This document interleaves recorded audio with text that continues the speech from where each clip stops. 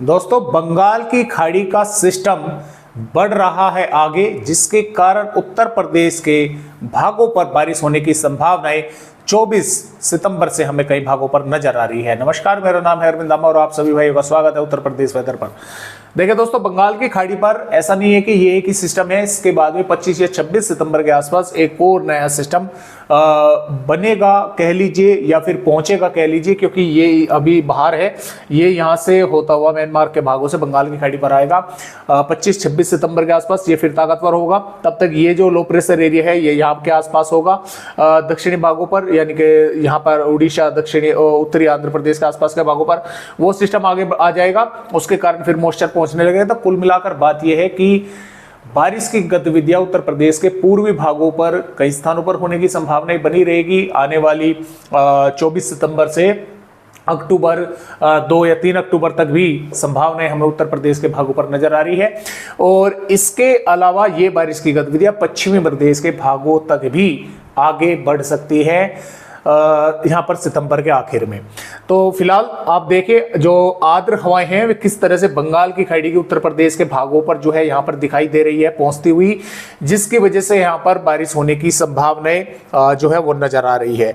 और मैं आप सभी भाइयों को यहाँ पर मौसमी सिस्टम भी दिखला दूं। तो देखिए दोस्तों, मौसमी सिस्टम कुछ इस प्रकार है कि जो बंगाल की खाड़ी पर है वो लो प्रेशर एरिया बन गया है, या कल ही बन चुका था, अब ये आगे बढ़ा है और उड़ीसा के उत्तरी भागों पर है। और यहाँ से मॉइस्चर इस तरह से पूर्वी उत्तर प्रदेश के भागों पर पहुंच रहा है और कई भागों पर बारिश होने की संभावना है। लेकिन कल 24 सितंबर के दौरान पश्चिमी उत्तर प्रदेश के कुछ भागों से मानसून की भी विदाई देखने को मिल सकती है।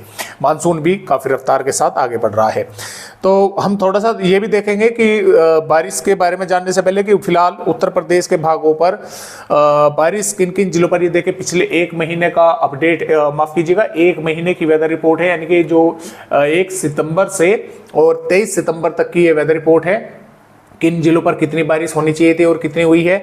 तो मैं थोड़ा सा आप सभी भाइयों को यहाँ पर दिखला दूं कि जो बारिश की जो दोस्तों कमी है वो अभी भी देवरिया जिले पर है। यहाँ पर 116.4 मिलीमीटर बारिश होनी चाहिए थी और लगभग यहाँ पर दोस्तों 25 मिलीमीटर बारिश हुई है। तो यहाँ पर 89% की अभी भी कमी बनी हुई है। इसके साथ साथ मऊ के भागों पर भी -66% की कमी है। 143.9 मिलीमीटर बारिश 1 सितंबर से और यहाँ पर होनी चाहिए थी 23 सितंबर तक। यहाँ पर भी 47 मिलीमीटर हुई है। 66 मिलीमीटर की यानी कि 66% की यहाँ पर कमी है। और जौनपुर पर भी 71% की कमी है। प्रयागराज पर -62% की कमी है।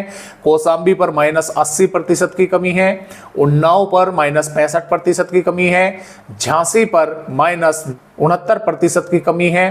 और यहाँ पर शाजापुर पर भी यहाँ पर 61% की कमी है। और शाजापुर तो मैंने पहले बता दिया। और ये पीलीभीत पर भी -69% की कमी बनी हुई है। बाकी और सभी भागों पर कमी जो है वो कम है। इन पहले जो अलर्ट है 1 महीने में, यानी कि जो है पहले कलर का है, इन पर सबसे अधिक कमी है। और इसके अलावा जो पश्चिमी उत्तर प्रदेश के मेरठ है, यहाँ पर 112% अधिक हो चुकी है। इसके साथ साथ दोस्तों एटा पर अधिक हो चुकी है।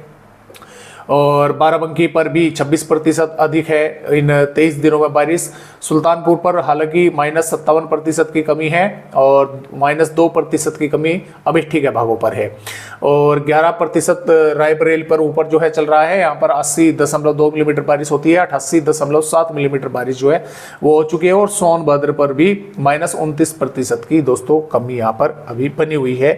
यानी कि देखिए अभी मानसून का यानी कि समय आ चुका है अब तो आगे बढ़ने का।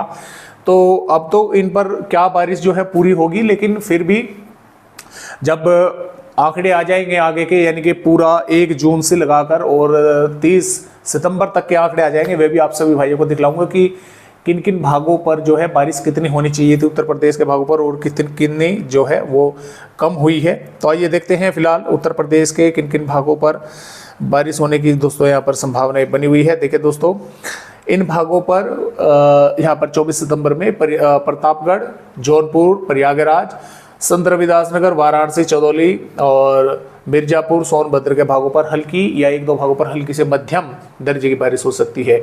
अब इन जिलों के साथ साथ सुल्तानपुर, अयोध्या, गोंडा, बलरामपुर, सिद्धार्थनगर, महाराजगंज, संत कबीर नगर, बस्ती, अंबेडकर नगर, गोरखपुर, आजमगढ़, गाजीपुर, मऊ, बलिया, देवरिया, कुशीनगर के भागों पर भी बादल पहुंचेंगे। कुछ स्थानों पर इन जिलों पर भी बारिश होने की संभावनाएं बन सकती है, लेकिन इन जिलों के कुछ ही भागों पर बारिश होगी। अगर होती है इन जिलों के भी कुछ स्थानों पर हल्की या एक दो भागों पर हल्की से मध्यम बारिश की गतिविधियां देखने को मिल सकती है मॉइस्चर पहुंचने के कारण। और आगे की वेदर रिपोर्ट भी देख लें कि किस तरह से बारिश होने की दोस्तों यहाँ पर संभावनाएं बनी हुई है।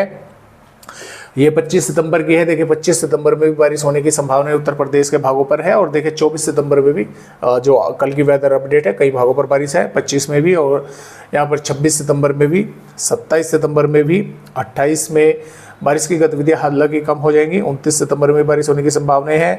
30 सितंबर में बारिश होने की संभावनाएं हैं।